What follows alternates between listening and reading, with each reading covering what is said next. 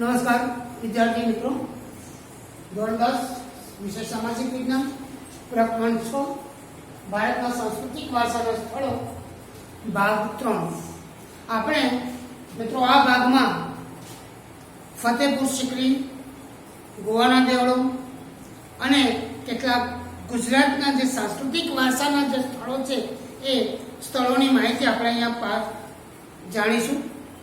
સૌપ્રથમ આપણે જોઈશું फतेहपुर सीकरी। मित्रों, फतेहपुर सीकरी उत्तर प्रदेश आगरा थी 26 माइल दूर आवेलू छे। अकबरे सूफी संत सलीम चिश्ती नी याद में आ जे शहर छे फतेहपुर सीकरी ए वसाव्युं हतुं अने फतेहपुर सीकरी ने अकबरे पोतानी राजधानी तरीके एने स्थापित कर्यु। सीकरी में इमारतों जे बांधकाम कार्य छे ए 1569 में शुरू थयुं। 1572 सुधी अहींया घणी बधी इमारतोनी रचना करवामां आवी। आवी इमारतोमां जोईए तो महल, त्यार पछी एमां बिरबलनो महल,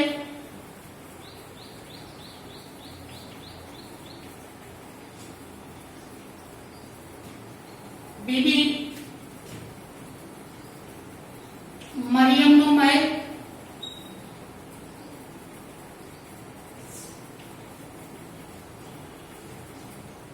तुर्की सुल्तान नो महल,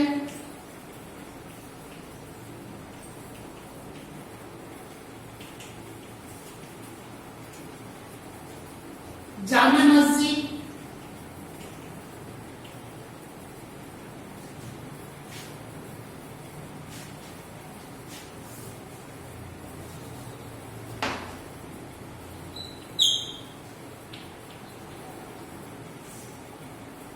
અને બુલંદ દરવાજો।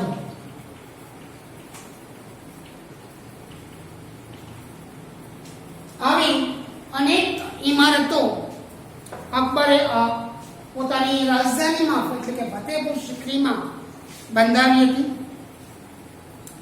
જે બુલંદ દરવાજો છે મિત્રો, એ બુલંદ દરવાજો 41 મીટર પહોળો અને 50 મીટર ઊંચો છે। ફતેહપુર સિકરીની બીજી જાણીતો જે ઇમારતો એમાં જોધાબાઈનો મહેલ, પંચમહેલ, શેખ સલીમ ચિશ્તીનો મકબરો, દીવાને આમ, દીવાને ખાસ અને જ્યોતિષ મહેલ એ નોંધપાત્ર स्थापत्य से एम कही शकाय।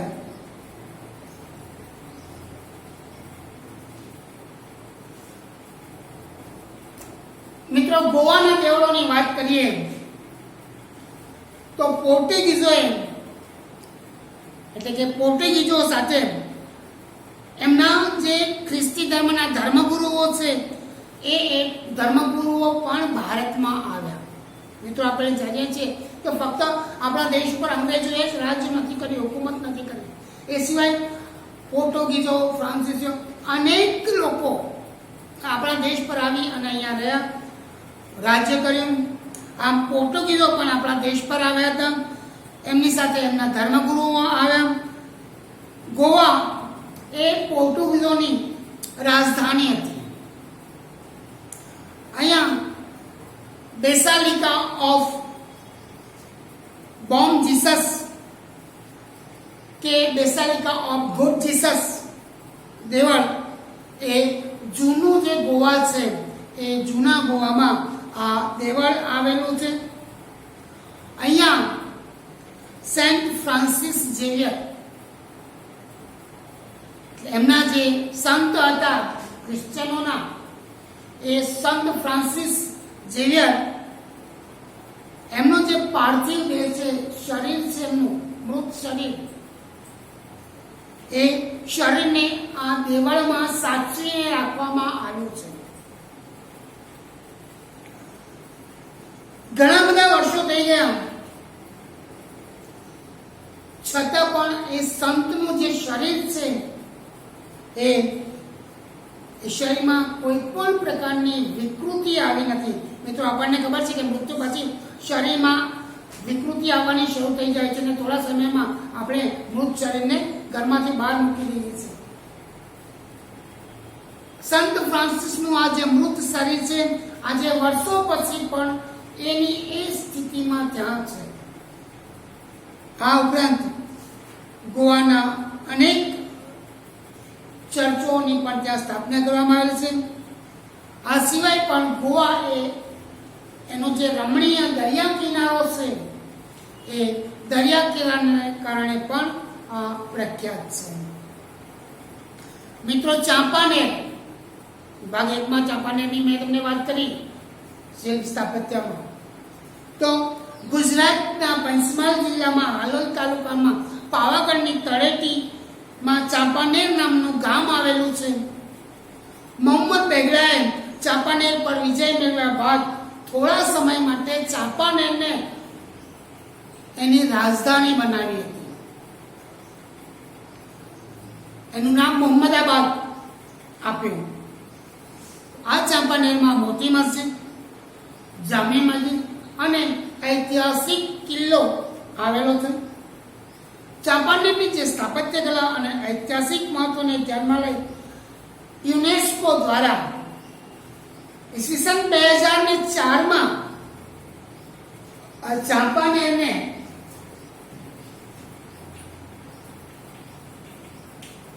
વૈશ્વિક જે વારસો છે એ વૈશ્વિક વારસાના સ્થળોમાં યાદીમાં આનો સમાવેશ કરવો.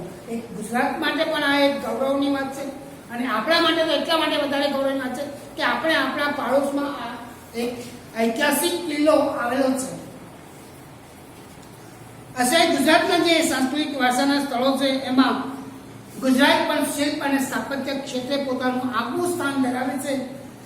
અહીંયા ગુફા સ્થાપત્યો, શિલ્પ, મંદિરો, મસ્જિદો, કિલ્લાઓ, વાવ, તોરણ, આ બહુવિધ સ્થાપત્ય આપણને ગુજરાતમાં પણ જોવા મળે છે. તો આપણે ગુજરાતના જે વારસાના સ્થળો છે એની ચર્ચા કરીએ તો ધોળાવીરા અને લોથલ સિંધુ સભ્યતાના 2 નગરો હતા. ધોળાવીરા એ કચ્છના ભચાઉ તાલુકાના ખાદરબેટમાં આવેલું છે, જ્યારે ધોળાવીરા તેની આદર્શ નગર રચના માટે અને હડપ્પીય સંસ્કૃતિના વેપાર અને વાણિજ્યનું કેન્દ્ર માટે જાણીતું છે. આજથી લગભગ 5000 વર્ષ પહેલા આ નગરોના ઘરેણાં બનાવવાની, મણકા બનાવવાના કેન્દ્રો આપણને જોવા મળે છે. લોથલ અમદાવાદ ભાવનગર હાઈવે નજીક આવેલું છે. એક પુરાતત્વીય સ્થળ છે જે પ્રાચીન સમયમાં વેપાર વાણિજ્યથી જીકતું અને સુવિધાઓથી સજ્જ હડપ્પીય સંસ્કૃતિનું આ બંદર હતું. મિત્રો, જુનાગઢમાં સમ્રાટ અશોકનો શિલાલેખ, ખાપરા કોડિયાની બૌદ્ધ ગુફાઓ, ઉપરકોટ, જૈન મંદિરો, દામોદર કુંડ, અડીકડી વાવ, જૂનો રાજમહેલ, નવગણ કૂવો, મોહમ્મદ ખાનનો મકબરો, નવાબુદ્દીન વજીરનો મકબરો, આવા ઘણા બધા સ્થાનો છે એ સૌરાષ્ટ્રમાં આવેલા છે. મહાશિવરાત્રિએ ગિરનારની તળેટીમાં ભવનાથનો મેળો ભરાવવામાં આવે છે. અમદાવાદમાં જોઈએ તો અમદાવાદની જે ઓળખ છે એ ઐતિહાસિક નગરી તરીકે ઓળખવામાં આવે છે. અમદાવાદમાં ભદ્રનો કિલ્લો, જામા મસ્જિદ, રાણીની વાવ, રાણી સિપ્રીની મસ્જિદ, સરખેજનો રોજો, કાંકરિયા તળાવ, ઝુલતા મિનારા, સીદી સૈયદની જાળી, હાથીસિંહના દેરા, રાણી રૂપવતીની મસ્જિદ, આ જ બધા સ્થાનો છે એ જોવાલાયક સ્થાનો છે. સારંગપુર બહાર રાજપુર અને ગોમતીપુરમાં આવેલા ઝુલતા મિનારા એના કંપનના વણ ઉકલ્યા રહસ્ય માટે જાણીતા છે. મિત્રો, ઝુલતા મિનારા અમદાવાદમાં આવેલા છે. બે મિનારા આમને સામને છે, પથ્થરના બનાવેલા છે. એક મિનારાને ધક્કો મારવામાં આવે છે તો એ હલે છે, અને એ મિનારો હલે એની સાથે બાજુનો મિનારો પણ હલે છે. પથ્થરનું શિલ્પ હલનચલન કરે, ખૂબ અદ્ભુત રચના છે, જોવાલાયક સ્થળ છે. અતિશય બારીક, સુંદર વનસ્પતિક અને ભૌમિતિક રચનાઓને કારણે સીદી સૈયદની જે જાળી છે એ પણ ખૂબ જ પ્રખ્યાત છે. પાટણ ઉત્તર ગુજરાતમાં આવેલું છે. ત્યાં સહસ્ત્રલિંગ તળાવ, રાણીની વાવ, સિદ્ધપુરનો રુદ્રમાળ આ જોવાલાયક સ્થળો છે. પાટણથી 20 કિલોમીટર દૂર આવેલો સિદ્ધપુરમાં રુદ્રમાલય અને એના ભગ્ન અવશેષો આ મહેલની ભવ્યતાની ખાતરી આપે છે. ભીમદેવ પહેલા રાણી ઉદયમતીએ પ્રજા માટે પાણીની વ્યવસ્થા પૂરી પાડવા માટે વાવનું નિર્માણ કરાવ્યું હતું, જેને આજે રાણીની વાવ તરીકે ઓળખવામાં આવે છે. 2014માં યુનેસ્કો દ્વારા વૈશ્વિક વારસાના સ્થળોમાં રાણીની વાવનો પણ સમાવેશ કરવામાં આવ્યો છે. રાણીની વાવ એ વાતની પ્રતીતિ કરાવે છે કે પ્રાચીન સમયમાં પાણી માટેની કેટલી સુંદર વ્યવસ્થા કરવામાં આવતી હતી. પાટણમાં 1140માં સિદ્ધરાજ જયસિંહે સહસ્ત્રલિંગ તળાવ બંધાવ્યો હતો. આ ઉપરાંત વડનગરમાં કિલ્લો, શર્મિષ્ઠા તળાવ અને કીર્તિ તોરણ જોવાલાયક સ્થળો છે. પથ્થરના 2 સ્તંભ પર કમાન જેવી રચના કરી અને તોરણો બનાવવામાં આવે છે. શામળાજીના મંદિર મેસો નદી કિનારે આવેલું પ્રાચીન યાત્રાનું સ્થળ છે અને એની સ્થાપત્ય કલા છે એ પણ 2 નમૂન છે. ક્ષત્રપકાળ દરમિયાન ગુજરાતમાં કેટલાક સ્તૂપ અને વિહારોનું નિર્માણ થયું. એમાં જુનાગઢ જિલ્લાના બોરદેવી તથા શામળાજી નજીકના દેવની મોરી, જુનાગઢ ગિરનાર વિસ્તારમાં બૌદ્ધ સ્તૂપના અવશેષો જોવા મળે છે. આ ઉપરાંત બાવા પ્યારા, ઉપરકોટ, ખાપરા કોડિયા, તળાજા, શાણા, ડાંગ, કડિયા ડુંગર આ બધી જગ્યાએ ગુફા સ્થાપત્યો આવેલા છે. મિત્રો, વાવ એ કુવાવાળો પગથિયાવાળો એક કૂવો છે. બરાબર, વાવ એ પગથિયાવાળો કૂવો છે. પગથિયાને 1, 2, 3, 4 મુખ અને 3, 6, 9 કે 12 ફૂટ મજલા હોય છે. વાવના મુખ્ય નંદા, ભદ્રા, જયા અને વિજયા આમ 4 એના પ્રકાર છે. 5 ગાંધીનગર પાસે અડાલજની વાવ આવેલી છે. પાટણમાં રાણીની વાવ આવેલી છે. જુનાગઢમાં અડીકડી વાવ આવેલી છે. આ ઉપરાંત નડિયાદ, મહેમદાવાદ, ઉમરેઠ, કપડવંત, વઢવાણ, મહીસાગર જિલ્લામાં કલેશ્વરી આ બધા સ્થળોએ આવી વાવો આપણને જોવા મળે છે. ભાવનગર જિલ્લાના પાલિતાણાના શેત્રુંજય પર્વત પર અનેક જૈન દેરાસરો આવેલા છે. એમાંના કેટલાક દેરાસરોનું નિર્માણ 11મી સદીમાં થયું. મહેસાણા જિલ્લાના કેરાલા તાલુકામાં ટિંબા ગામની નજીક આવેલા તારંગા એ પણ તીર્થ આવેલું છે. અહીંયા તારા માતાનું મંદિર છે. સોમનાથમાં આવેલું સોમનાથ મંદિર, દેવભૂમિમાં દ્વારકામાં આવેલું દ્વારકાધીશનું મંદિર આ ભવ્ય અને ઐતિહાસિક વારસો ધરાવે છે. દક્ષિણ ભારતના જે પ્રાચીન મંદિરો છે, જે સ્થળો છે, એ પોતાની અલગ શૈલી માટે વિખ્યાત છે. દક્ષિણ ભારતના જે મંદિરો હતા એ દ્રવિડ શૈલીના હતા. એમાં આ મંદિરોમાં પિરામિડ પ્રકારનું ભવન આપણે મિત્રો આપણે દક્ષિણ ભારતના જે મંદિરો જોઈએ છીએ તો એ હંમેશા ઉપરથી આ રીતે આપણને નીચેની તરફ જતા જોવા મળે છે. અહીંયા ઉપર માળ હોય છે એટલે પિરામિડ આકારના આ મંદિરો આપણને જોવા મળે છે, જેના અનેક માળ હોય છે અને એની ઉપર એક આકર્ષક પથ્થર મૂકવામાં આવતો હોય છે. મંદિરોનું ચોગાન વિશાળ હતું. દક્ષિણ ભારતના પ્રાચીન સમયમાં નિર્માણ પામેલા આ કેટલાક મંદિરો છે. મહાબલીપુરમ એટલે કે આ તમિલનાડુમાં આવેલું છે, એમાં મહાબલીપુરમ મંદિર છે. કાંચીપુરમ તમિલનાડુમાં કૈલાશ મંદિર આવેલું છે. મિત્રો ત્રાંજોર તમિલનાડુમાં બૃહદેશ્વર મંદિર આવેલું છે. પટ્ટદકલ જે કર્ણાટકમાં આવેલું છે એમાં વિરૂપાક્ષ મંદિર આવેલું છે. ઓડિશામાં ભુવનેશ્વર ખાતે પરશુરામેશ્વર મંદિર આવેલું છે.